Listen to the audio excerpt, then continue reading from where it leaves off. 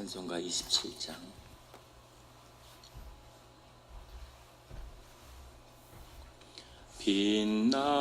빛나고 높은 보좌와 그 위에 앉으신 주 예수 얼굴 영광이 해같이 빛나네. 해같이 빛나네. 지극히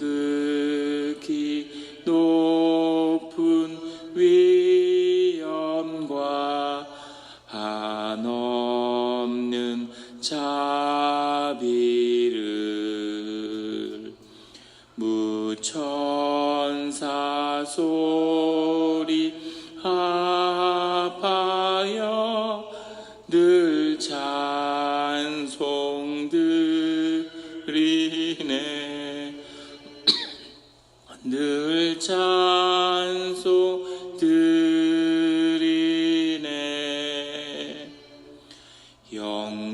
영죽을 나를 살리려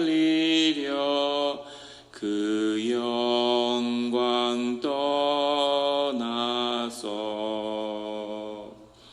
그 부끄러운 십자가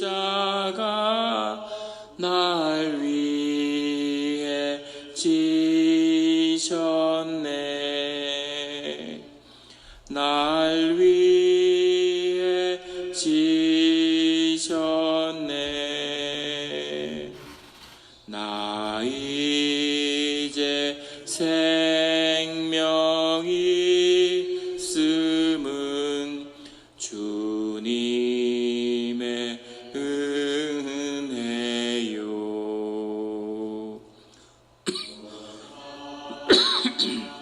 권세 이기니 기쁨 넘치네. 큰 기쁨 넘치네.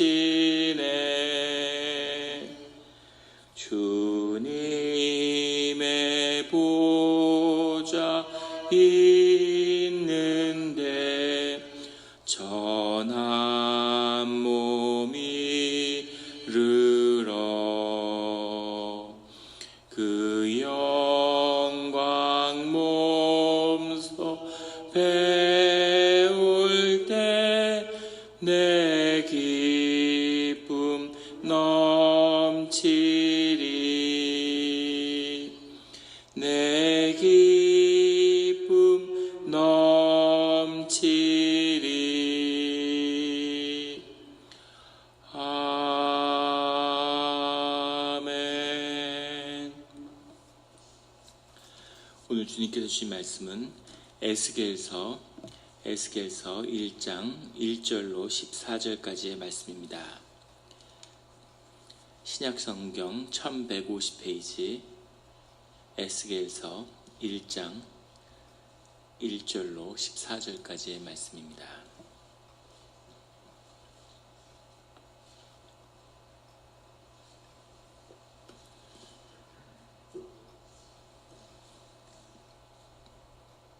다 같이 한 목소리로 봉독하시겠습니다. 30째 해 넷째 달 초 닷새에 내가 그발 강가에 사로잡힌 자 중에 있을 때에 하늘이 열리며 하나님의 모습이 내게 보이니 여호야긴 왕이 사로잡힌 지 5년 그 달 초 닷새라. 갈대아 땅 그발 강가에서 여호와의 말씀이 부시 아들 제사장 나 에스겔에게 특별히 임하고 여호와의 권능이 내 위에 있으니라. 내가 보니 북쪽에서부터 폭풍과 큰 구름이 오는데 그 속에서 불이 번쩍번쩍하여 빛이 그 사방에 비치며 그 불 가운데 단쇠 같은 것이 나타나 보이고 그 속에서 네 생물의 형상이 나타나는데 그들의 모양이 이러하니 그들에게 사람의 형상이 있더라.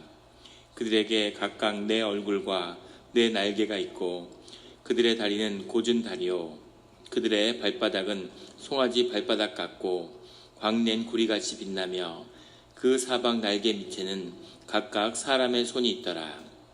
그 네 생물의 얼굴과 날개가 이러하니 날개는 다 서로 연하였으며 갈 때에는 돌이키지 아니하고 일제히 앞으로 곧게 행하며 그 얼굴들의 모양은 넷의 앞은 사람의 얼굴이요 넷의 오른쪽은 사자의 얼굴이요 넷의 왼쪽은 소의 얼굴이요 넷의 뒤는 독수리의 얼굴이니 그 얼굴은 그러하며 그 날개는 들어 펴서 각각 둘씩 서로 연하였고 또 둘은 몸을 가렸으며 영이 어떤 쪽으로 가면 그 생물들도 그대로 가되 돌이키지 아니하고 일제히 앞으로 곧게 행하며 또 생물들의 모양은 타는 숯불과 횃불 모양 같은데 그 불이 그 생물 사이에서 오르락내리락 하며 그 불은 광채가 있고 그 가운데에서는 번개가 나며 그 생물들은 번개 모양같이 왕래하더라. 아멘. 다 같이 묵상 기도를 드리겠습니다.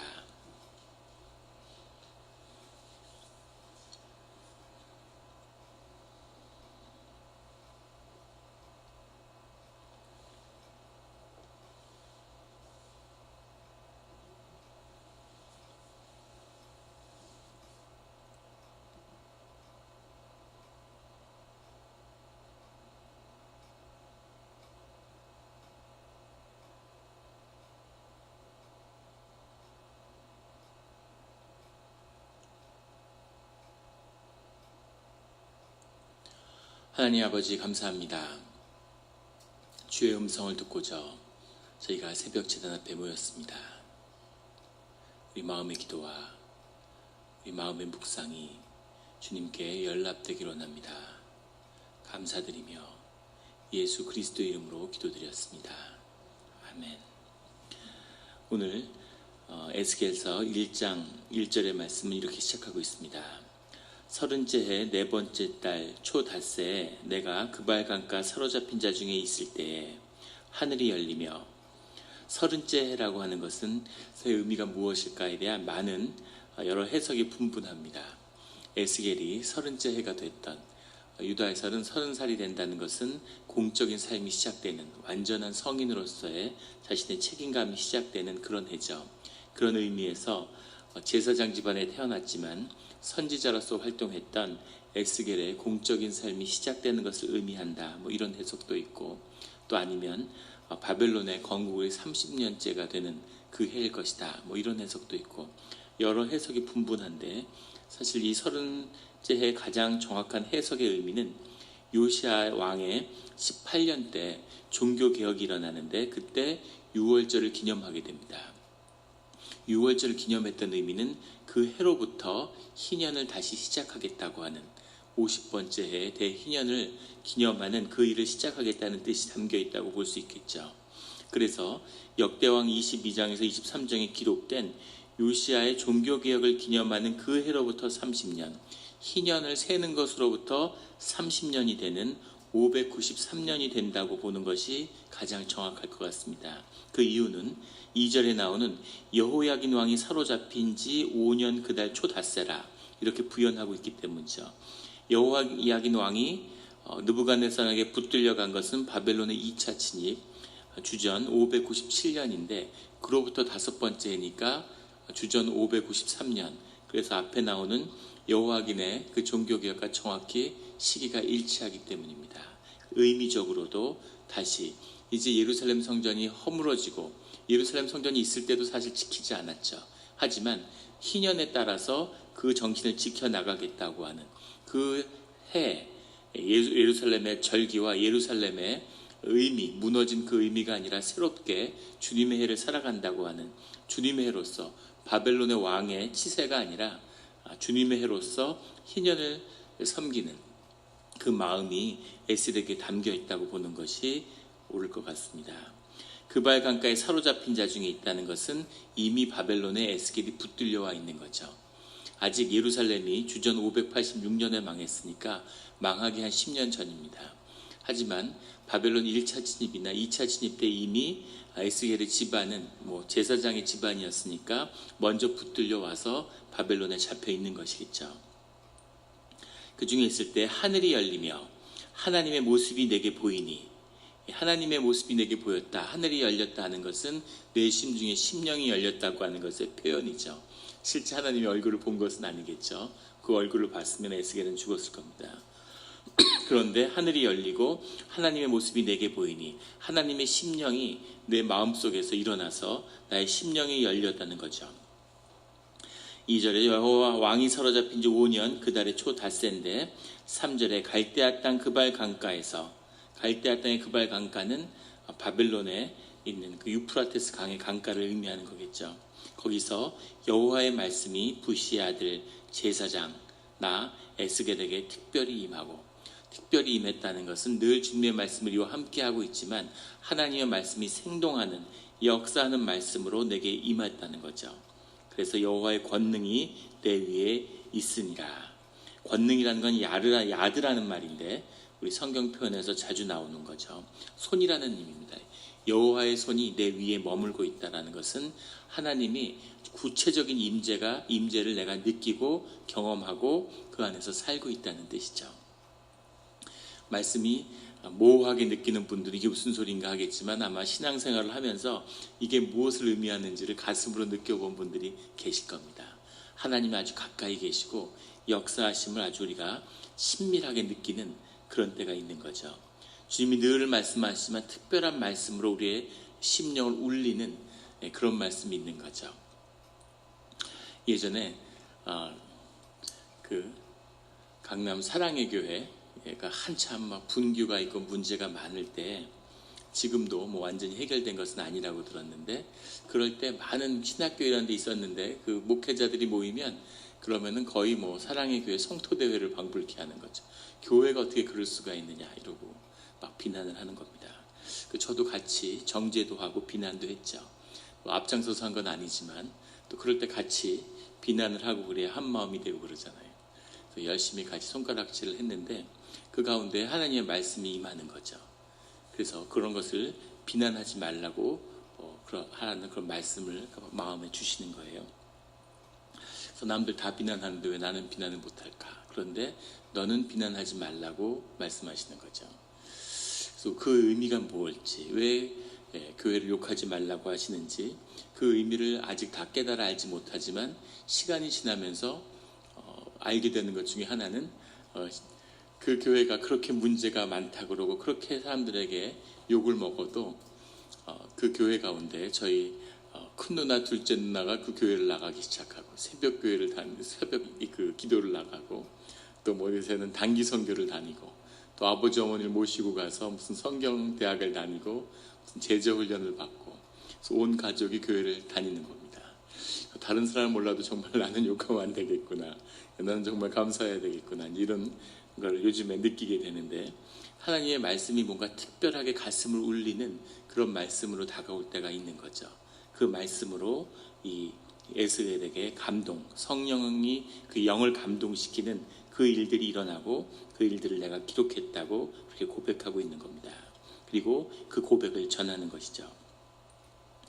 4절에 내가 보니 북쪽으로부터 폭풍과 큰 구름이 오는데, 북쪽으로부터라고 하는 것은 욥기에도 그렇고 이사야서에도 그렇고 하나님이 늘 이 땅에 북쪽에 계시다고 그렇게 믿었기 때문에 하나님이 거하시는 곳이 이 땅의 북쪽이라고 그런 고백, 북쪽에서부터 폭풍과 큰 구름이 온다. 폭풍과 큰 구름도 주님의 임재를 가리키는 것이죠. 신기한 것은 어느 땅이나 어느 문화나 신성이나 그 신성한 것의 고향을 다 북쪽으로 의미한다는 겁니다. 우리 한국에 가도 경복궁에 보면 동대문, 서대문, 숭례문이죠. 원래는 남대문, 우리가 흔히 부르는 동대문, 서대문이 다 열려 있지만 그 북문은 항상 닫혀 있는 거죠.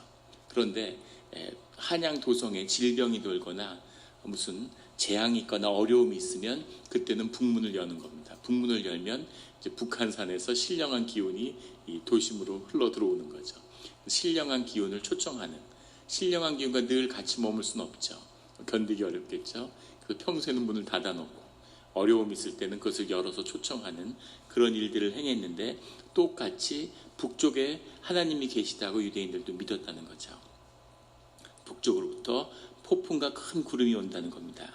그 속에서 불이 번쩍번쩍하여 빛이 사방에 비치며 주님의 임재를 나타내는 것이 살아있는 생명이며 소멸하는 불인 하나님이 그 안에 계신다는 것을 보는 거죠. 그 불 가운데 단쇠 같은 것이 나타나 보이고, 단쇠라고 하는 것은 하나님의 위엄과 영광을 나타내는 것인데, 그 황금색 분말 같은 것을 이렇게 청동이나 이런 데 뿌려가지고 그것을 불로 가열하면 번쩍번쩍 빛나는, 실제 우상숭배에서도 그런 걸 많이 했는데, 금가루 같은 것을, 분광가루를 청동에다 씌운 다음에 불을 빼면은 그게 막 번쩍번쩍 하는 거죠, 제가. 그래서 신적인 영광을 드러내는, 그렇게 쓰였는데, 단쇠라고 하는 것에는 하나님의 위엄과 영광이라는 뜻이 들어있습니다. 뭔가 주님의 임재의 강렬함을, 그것을 자기가 보고 있는 거죠. 맹인들은 세상을 보지 못하죠. 그래서 세상에 대한 모든 것을 받아들이는 수단이 점자입니다. 그러니까 어떤 모습을 봐도 점의 배열로서 세상이 인식되는 거죠. 그것처럼 우리는 눈으로 보기 때문에 시각적으로 이렇게 세상을 이해하는 거죠. 그리고 시각으로 본 것을 우리의 언어로 바꿔서 기억에 저장합니다.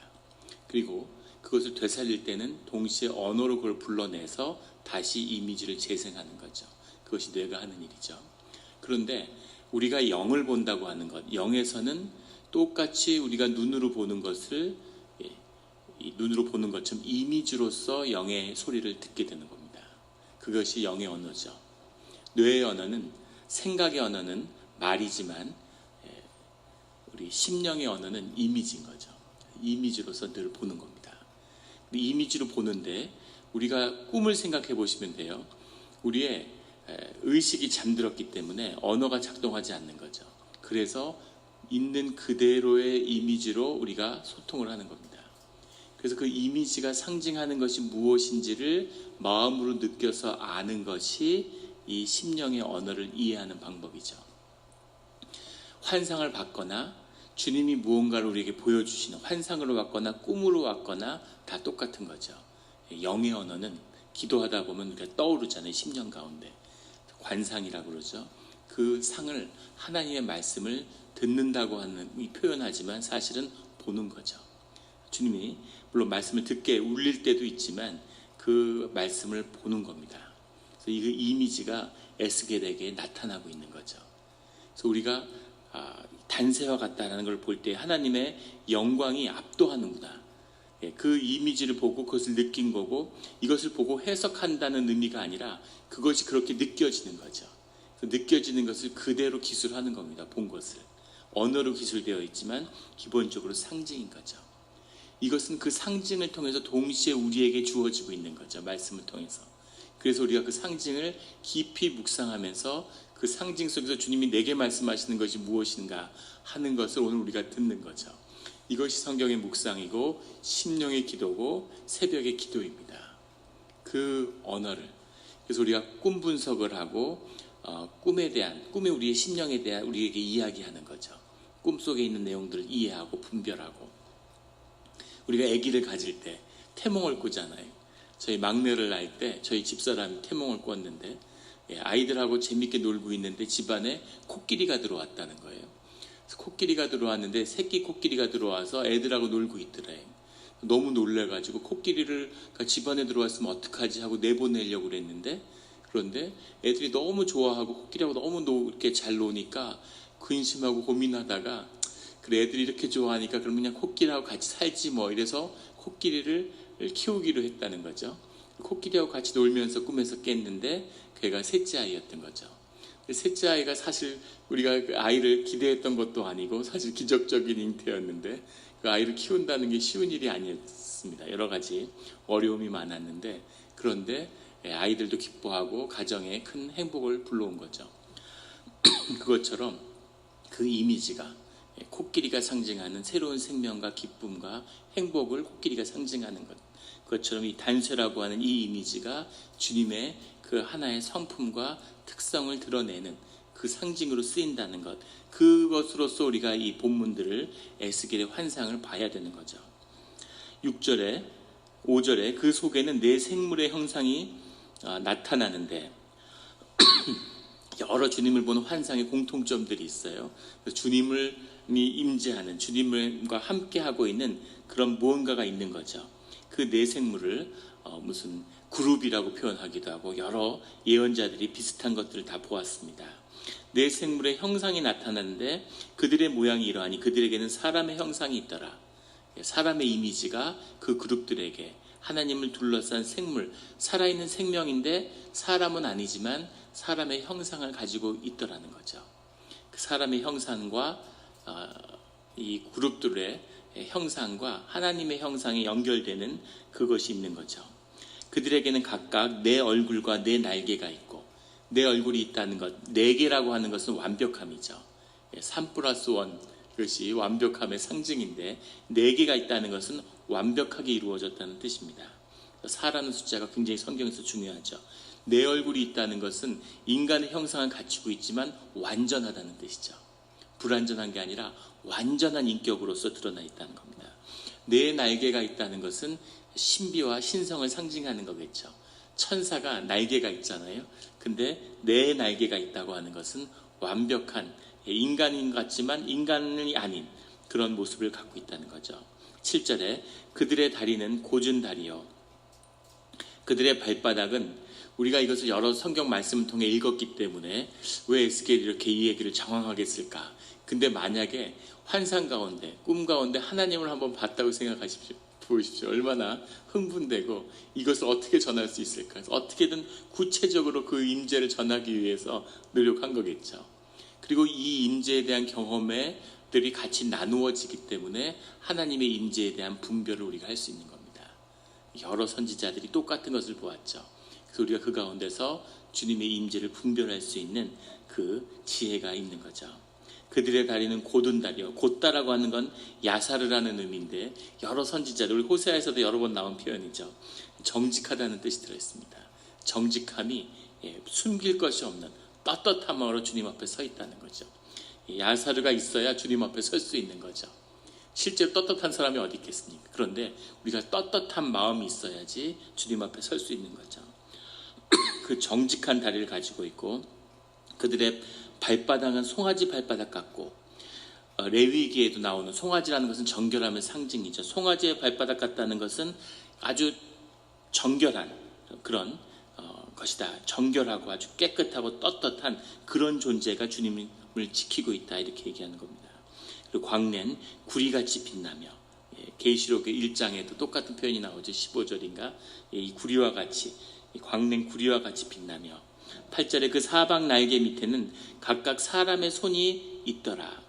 사람이 손이 있다고 하는 의미는 뭐냐면 이 사람의 손이라는 건 봉사하는 존재라는 것을 상징하고 있습니다. 날개가 있는, 인간이 하는 신성한 존재지만 동시에 그 밑에 날개가 있어서 그것이 사람 위에 군림하는 존재가 아니라 사람을 섬기는, 주님을 섬기는 그런 존재들이 하나님이 둘러싸여 계시다는 거죠.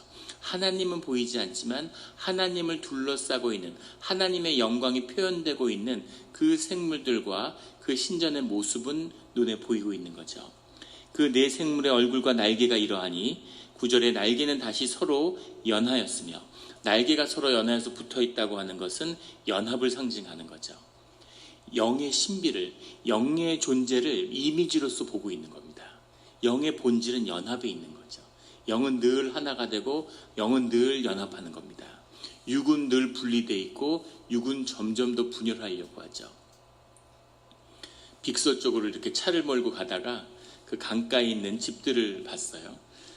그런데 그 집들을 보면서 야, 진짜 멋있다. 어떻게 저렇게 절벽 같은 바닷가에다 저렇게 집을 지었을까? 그런 마음 반이 있지만 또 늘 드는 마음은 저기에 사는 사람들은 도대체 어떻게 저기에 살까? 이런 생각이 드는 거죠. 거기를 처음 방문하거나 외부에서 오는 분들도 다 똑같은 얘기를 해요. 저기 어떻게 사냐고, 저기서 어떻게 장을 보며, 얼마나 외로우며, 겨울에 비라도 내리고 그러면 저 집안에 혼자 앉아있으면 얼마나 무서울까, 이제 그런 생각이 드는데, 사람이 사람을 그리워하는데 사람을 점점 피하는 거죠. 육은 점점 분열되고 점점 고립되는 방향으로 가는 겁니다. 영은 점점 연합되는 거죠. 서로 날개가 연합하였다는 것은 영의 본질이 연합이라는 거죠. 갈 때에는 돌이키지 아니하고 일제히 앞으로 곧게 행하며 연합되어 있을 뿐만 아니라 하나님의 성령의 인도함을 받기 때문에 동역을 하는 거죠. 하나님의 뜻에 분명한 그냥 존재하는 것이 아니라 하나님의 부르심에 따라서 사역을 감당하는 동역하는 존재라는 사실을 보여주는 거죠. 네 개이지만 동시에 하나인 그런 존재라는 것을 보여주는 겁니다. 모든 것이 연합하여 지체를 이루는, 인간들이 육의 옷을 입고 있지만 하나님 안에서 하나가 될 수 있고 하나님의 임재를 담을 수 있고 표현할 수 있고 사역할 수 있는 교회의 신비가 담겨 있는 거죠. 10절에 그 얼굴들의 모양은 넷의 앞은 사람의 얼굴이요. 앞이 사람의 얼굴이라고 하는 것은 사람의 얼굴은 인격을 상징하는 거죠. 인격이 있다는 겁니다. 사람의 퍼스널리티를 가진 그런 존재라는 거죠. 무인격적이고 로봇적인 그런 게 아니라 각각의 사람이 그 사람의 개인의 고유함을 갖고 있다는 거죠. 사람의 얼굴을 갖고 있고 넷의 얼굴은 사람들의 얼굴이 다 다르죠. 심지어 DNA 정보를 100% 공유하고 있는 쌍둥이의 얼굴도 자라면서 바뀝니다. 자신의 고유함을 주장하는 무언가가 우리 내면에 자기의 형상이 있는 거죠. 그것처럼 인간의 얼굴을 하고 있다는 것은 인격이라는 겁니다. 넷의 오른쪽은 사자의 얼굴이요. 사자의 얼굴이라는 것은 신의 권능을 상징하는 거죠. 힘과 권능, 그걸 상징합니다. 넷의 왼쪽은 소의 얼굴이요. 소는 충직함이겠죠. 충실하고 충직함. 그리고 넷의 뒤는 독수리의 얼굴이니 독수리의 얼굴, 독수리는 고결함을 상징하죠. 산 위에 그 절벽 같은데 독수리가 참월구 가다가 미국에서는 독수리를 종종 보죠. 처음에 미국에서 요새는 하도 많이 자주 봐서 감동이 덜한데 처음에 독수리를 보니까 뭐 말로 할 수 없는 감동이 마음에 있더라고요. 그 캘리포니아 그 절벽 같은데 이렇게 앉아있는 날아다니는 독수리는 날갯짓을 하지 않기 때문에 딱 보면 알죠. 글라이더처럼 이렇게 떠 있잖아요. 그 독수리를 보면 뭔가 그 고결함이 있는 거죠. 그런 고결함과 능력과 충직함과 그럼에도 개개인의 고유한 퍼스널리티를 가지고 있는 인격적인 그 존재들이 주님을 둘러싸고 있는데 이것이 에스겔의 눈에 붙들린 하나님의 영광의 표현인 거죠. 이 내생물들이 구체적인 이 내생물이 돼서 하나님 앞에 딱딱 서 있다. 이렇게 눈으로 인식되고 있는 것 같지만 사실은 그 빽빽한 구름과 폭풍과 그 번쩍거리는 그 속에서 하나님의 성품이 그대로 표현되고 있는 거죠. 영광이. 똑같이 하나님의 형상에 따라서 만들어진 우리 인간도 이 네 가지 성격이 우리 가운데 숨어있고 나타나야 되는 거죠. 이것을 동시에 보는 겁니다. 이것이 인간 안에 없으면 이것이 아무리 있어도 그걸 볼 수 없겠죠. 이것을 본다는 것은 그 네 가지 성품이 인간 가운데 나타나야 된다는 겁니다. 이런 성품이 구현되는 우리 성도님들이 되시기를 예수 그리스도의 이름으로 축원합니다. 그 얼굴은 그러하며 그 날개는 드러펴서 각기 둘씩 서로 연하였고 또 둘은 몸을 가렸으며 둘은 연하여 있는데 둘은 몸을 가리고 있다는 거죠. 몸을 가렸다는 것은 겸손함입니다. 권능이 있는 존재고 고결한 존재지만 동시에 겸손한 존재로 주님 앞에 서 있는 거죠. 이 겸손함에 대해서도 나중에 또 더 나눌 때가 있겠지만 주님에게 있어서 가장 중요한 우리가 주님께 나아갈 때 주님 안에서 발견되는 품성의 하나가 겸손함이죠. 하나님이 오만한 사람을 제일 싫어합니다. 절대 오만해지면 안 되겠죠. 겸손한 마음으로 주님 앞에 나와야 하고 또 우리가 예수님의 삶을 통해서도 볼 수 있는 것처럼 주님이 또 아주 겸손한 분이라는 거죠. 우리 겸손함을 보게 됩니다. 12절에 영이 어느 쪽으로 가면 그 생물들도 그대로 가되 돌이키지 아니하고 일제히 앞으로 곧게 행하며 그 위대한 존재들이 주님의 성령의 인도함 가운데 그 인도함을 받고 있다는 거죠. 그 성령의 연합, 이것이 주님 안에서의 함께하는 우리의 모습이겠죠. 천국에 가서도 이 모습이겠죠. 우리가 영으로 주님한테 가면 주님의 거대한 성령에 흡수돼서 내 존재라는 것이 있을까 없을까? 제 존재가 있을까 없을까요? 종교 간에 지구상에 존재하는 모든 종교의 가장 근본적인 질문이 담겨 있는 거죠. 우리가 하나님부터 왔다는 것을 부정하는 사람이 누가 있겠습니까? 하나님으로께 간다고 하는 것을 부정하는 사람이 누가 있겠습니까? 그런데 중요한 것은 우리의 존재 자체가 그렇죠. 우리의 서 있는 이 땅의 이 시간에 이 지점에 이 나의 존재에는 내 앞에 있었던 모든 우리의 조상과 생명에 대한 유산과 그 문화와 역사적 배경을 내가 담고 있는 거죠. 그것을 내 등에 지고 있습니다. 그것이 내 존재죠. 그러면 내 자신이 살고 있는 삶과 내 자신의 고백과 내 자신의 삶이 가지는 고유한 의미도 있겠죠. 그런데 그 둘 중에 어떤 것이 내 삶을 결정하게 될까요? 대답 못하셔도 됩니다. 아무도 대답을 못했습니다. 우리 인간의 숙명적인 질문이죠. 그런데 우리가 이 에스겔이 영을 바라보는 이 모습 속에서 볼 수 있는 것은 그 두 가지, 영 속에서 깊이 연합하고 영에서 같이 움직이지만 동시에 고유한 얼굴을 가진, 자신의 존재를 가진 이 의미를 보고 번쩍하는 게 있는데 그 두 가지가 같이 있다는 거죠. 사람들이 생각하는 것처럼 뭐 착한 일 했더니 천국에 가니까 좋은 집에 살더라, 누구는 가니까 집이 없더라, 가난한 구원이 있더라, 이런 치졸한 이야기가 아니라 우리의 존재가 분명히 퍼스널리티로 존재한다는 겁니다. 굉장히 놀라운 통찰이 이 안에 있는 거죠. 동시에 모든 영과 연합하는, 영 속에 함께하는 그 존재로서 하나님 앞에 서 있다는 것을 보여주는 거죠. 13절에 또 생물들의 모양은 타는 숯불과 횃불 모양 같은데, 숯불과 횃불 모양 같다는 것은 살아있는 생명을 상징하는 거죠. 살아있지만 분명히 존재하지만 역사하지만 잡히지 않고 붙들지 않으며 근거가 있는 것을 알 수 없는, 그래서 불처럼 영을 잘 상징하는 게 없는 것 같아요. 나무에 불이 붙어있지만 나무는 아니죠. 나무와 함께하지만 나무 속에서 나무를 태우지만 그 불이 무엇인지를 아직 인간들이 모르는 거죠. 불을 이용하는데, 그래서 불과 같이 존재하고 있다는 겁니다. 그 불이 생물 사이에서 오르락내리락 하며 그 불은 광채가 있고 그 가운데는 번개가 나며 하나님의 위엄을 상징하는 거죠. 우리 출애굽기에서 모세가 떨기나무의 불 가운데서 주님을 바라본 것처럼 그 불, 그 살아있는 횃불과 같은 그 주님을 에스겔이 마주하게 되었다. 그 말씀의 근거가 살아있는 하나님이라고 하는 것을 고백하고 있습니다.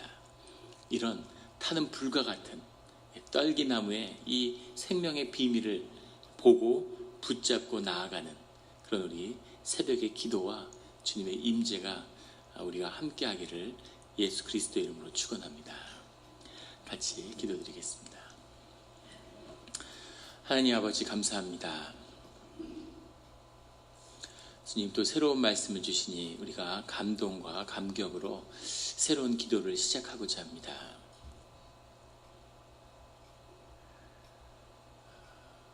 늘 주님의 말씀을 접하지만 그 가운데 살아계신 성령이 정말 타는 불처럼 임해서 우리의 마음속에 하나님의 새로운 계시의 말씀을 주시고 보지 못하는 것을 보게 하여 주시고 말씀이 능력임을 이 말씀을 통해서 깨달아 알게 하시며 우리가 그 말씀으로 주님께 기도할 때 또 이 말씀을 받아서 주님 앞에 회개할 때 우리의 회복과 주님의 역사가 우리 가운데 나타나며 우리의 삶을 회방하는 모든 악한 영들을 제어하는 능력으로 임하시는 주님의 임재가 우리 가운데 시작되기를 원합니다.